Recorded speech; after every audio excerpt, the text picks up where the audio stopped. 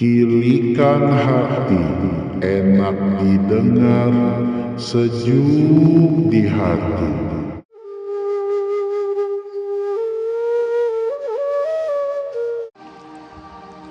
Assalamualaikum warahmatullahi wabarakatuh.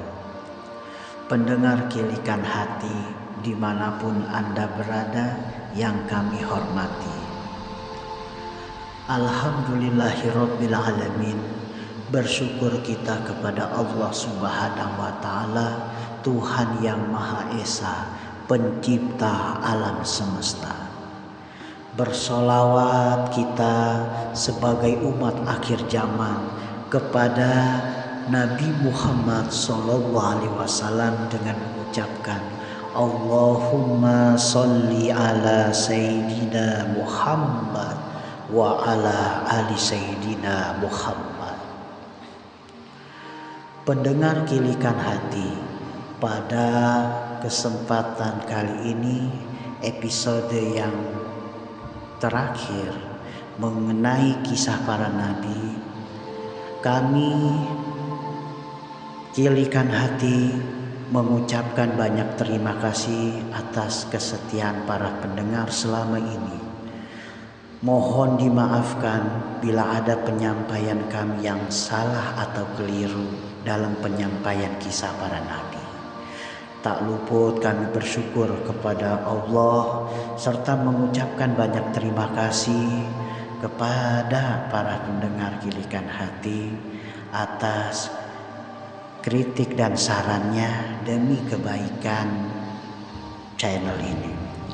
Semoga harapan kami para pendengar Kilikan Hati dimanapun Anda berada, semoga kisah ini bermanfaat dalam meningkatkan iman dan takwa kita kepada Allah Subhanahu wa Ta'ala, serta mencintai para nabi-nabi Allah, serta kita memohon ampunan kepada Allah agar Allah selalu meridhoi hidup kita di dunia dan di akhirat nanti. Amin. Pendengar Kilikan Hati, semoga dirahmati Allah Subhanahu wa Ta'ala. Pada kesempatan kali ini kami menceritakan kisah para nabi, yaitu kisah Nabi Muhammad Sallallahu Alaihi Wasallam.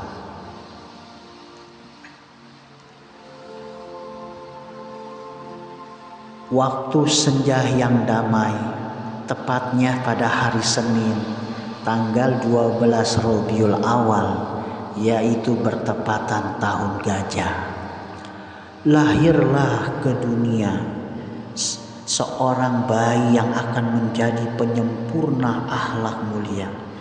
Beliau adalah Nabi Muhammad Sallallahu Alaihi Wasallam,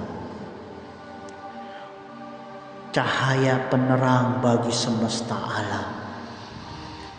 Sejak dalam kandungan hingga lahir, beliau dijaga oleh Allah Subhanahu wa Ta'ala.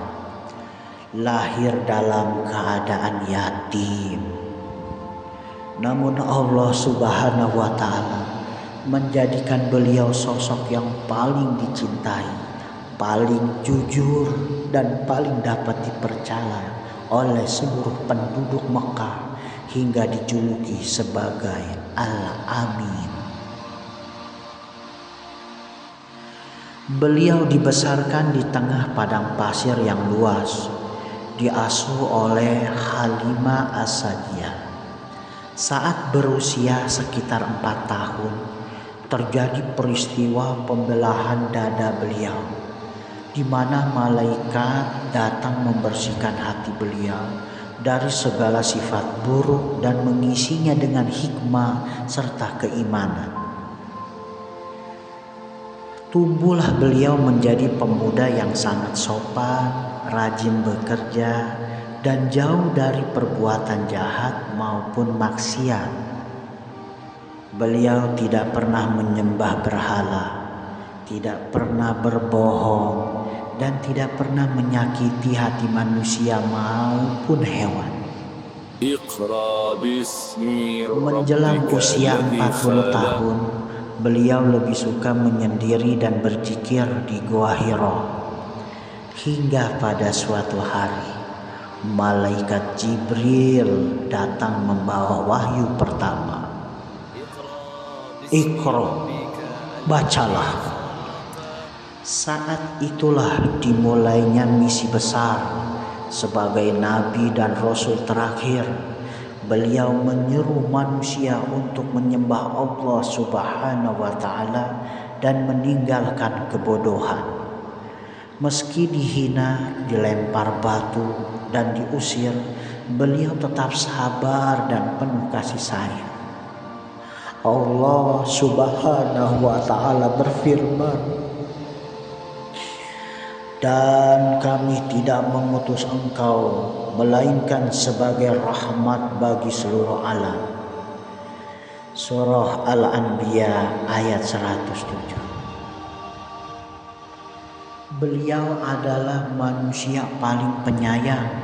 Saat musuhnya meludahi wajahnya, beliau tidak membalas.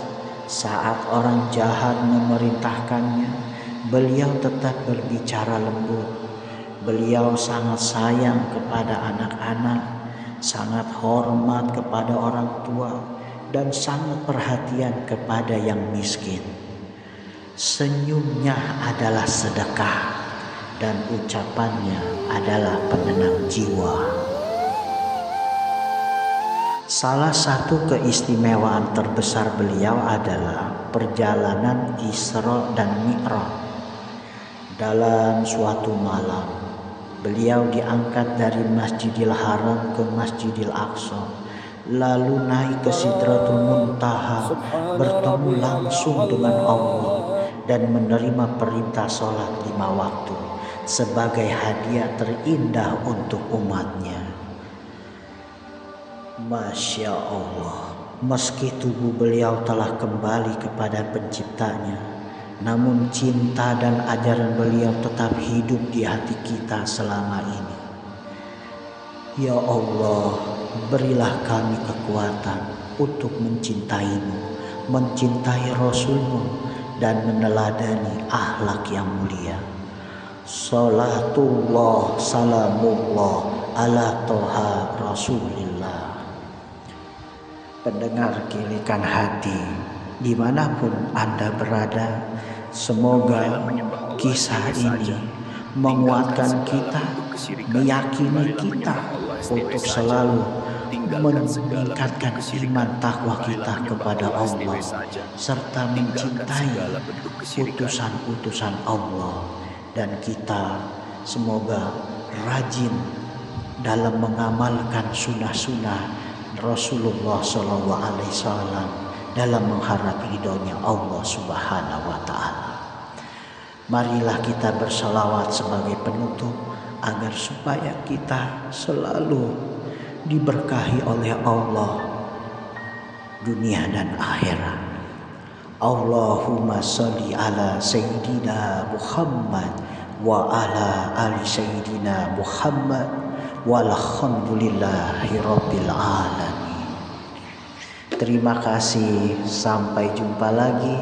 Wassalamualaikum warahmatullahi wabarakatuh.